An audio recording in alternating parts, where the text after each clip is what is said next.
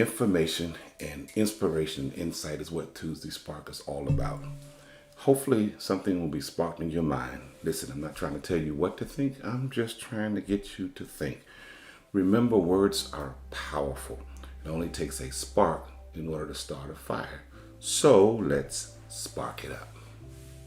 Listen, before we get into this wonderful topic tonight, I want you to subscribe to our YouTube page, which is The Village Church DC. I want you to subscribe there so you can go there immediately after this broadcast. And also, I want you to befriend me on Facebook, which is Lewis Thomas Tait Jr.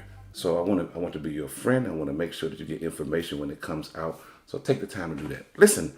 Tonight, listen, if you're tuning in, I want you to put some comments down there, some hearts. But I want to talk about a colonized mind. A colonized mind. So what does it mean to have a colonized mind? Well, a colonial mentality or a colonized mind shows a sort of a preference or desirability for whiteness and cultural values and behaviors and physical appearances and objects from the West, we call it, which means Western Europe or the United States, with a disdain, which means a dislike or undesirability for anything coming from the non-West. Let me break that down so you understand. So you have a colonized mind.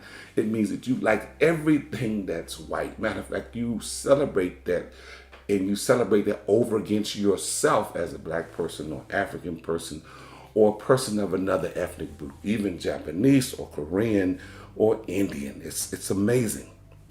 It is present with white people as well.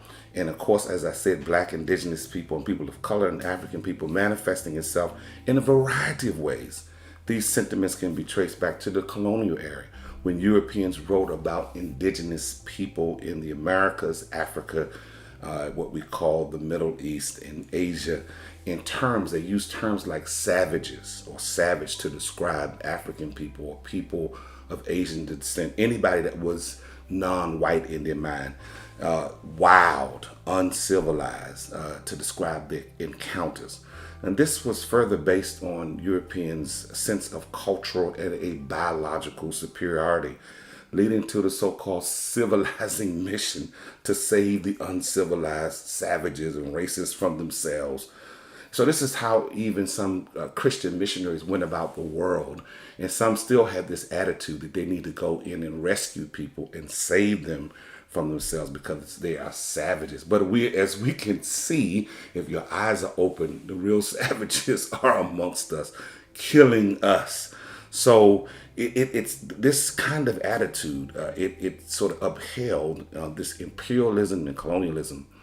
The putting down or devaluing of anything non-white and non-Western took a hold of the world, if you will, particularly in colonialized nations, and where many internalized this sort of talking, this sort of discourse.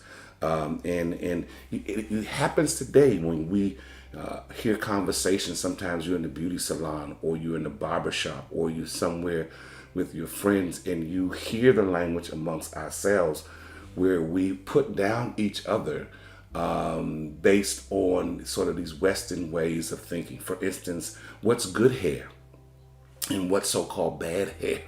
So for years, particularly African-American women, you couldn't wear your natural hair because that wasn't seen as professional. So where did they come up with all of this? So how is wearing straight hair professional? Well, it's based on a set of sort of what they've put in place as norms. And they're not necessarily norms, but they've made them norms, and we've also sort of accepted them.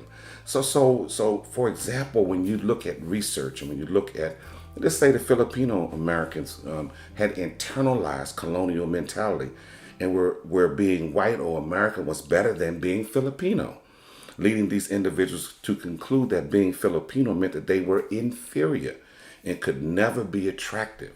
And this is horrible, but this has gone on for so long. I travel back and forth to Africa, and the last place I've been was Ghana, and they sell more bleaching cream and bleaching products in countries in Africa, probably anywhere in the world, because there's a disdain for their own pigmentation that's full of melanin, and it's absolutely beautiful.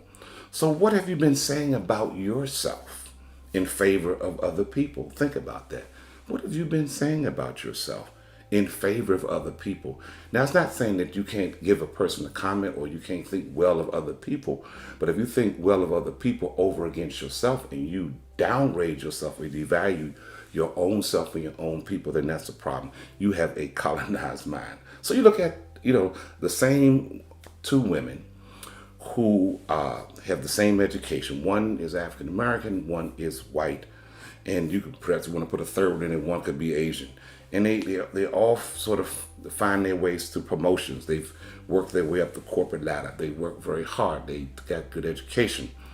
But a colonized mind would say this about the black woman. Well, she was probably given her position because of affirmative action. Now, affirmative action doesn't mean a person is not qualified. What affirmative action says is that we have been so discriminated against that they have a law to ensure that we would be given a chance to be hired.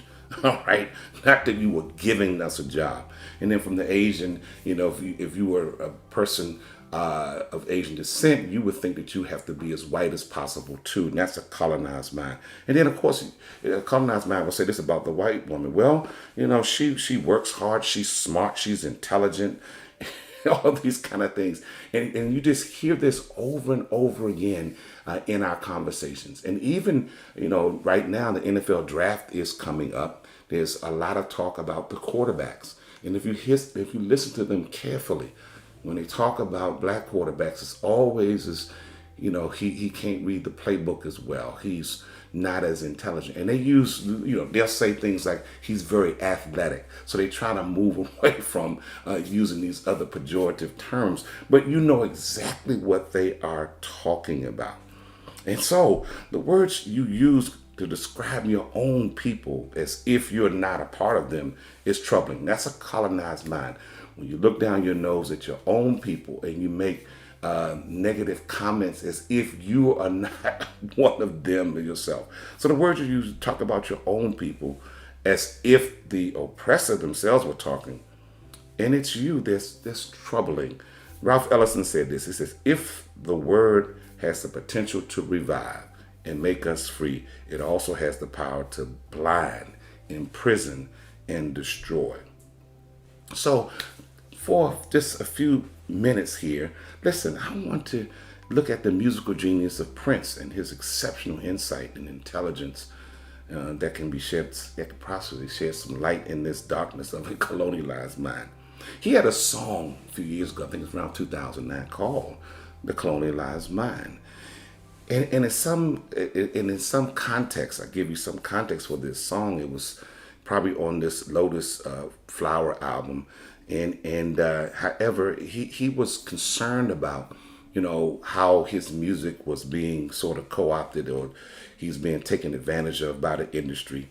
And he also talked about evolution in this song, and also anti-environmentalism and the unintended consequences. He was very much alive with his thinking.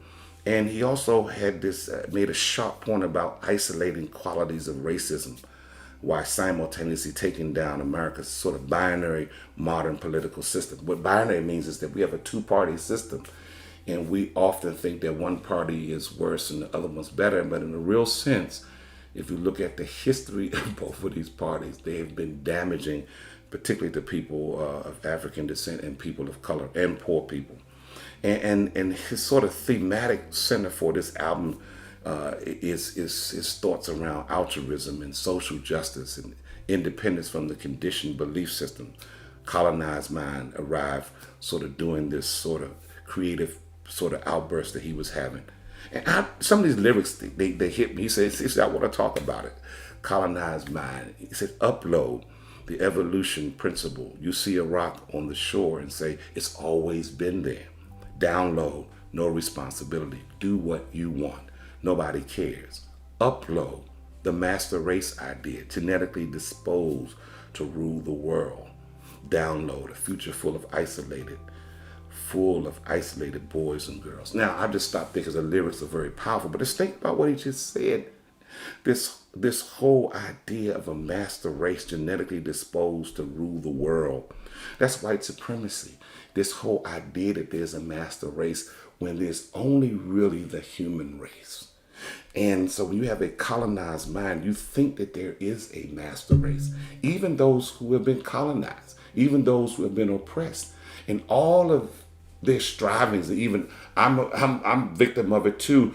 You're mimicking or trying to model yourself after those who have historically and continually think of you of less than a human, less than intelligent, think of you as an animal, treat their dogs better than they treat African American people or people of color. So, how would you go about decolonizing your mind?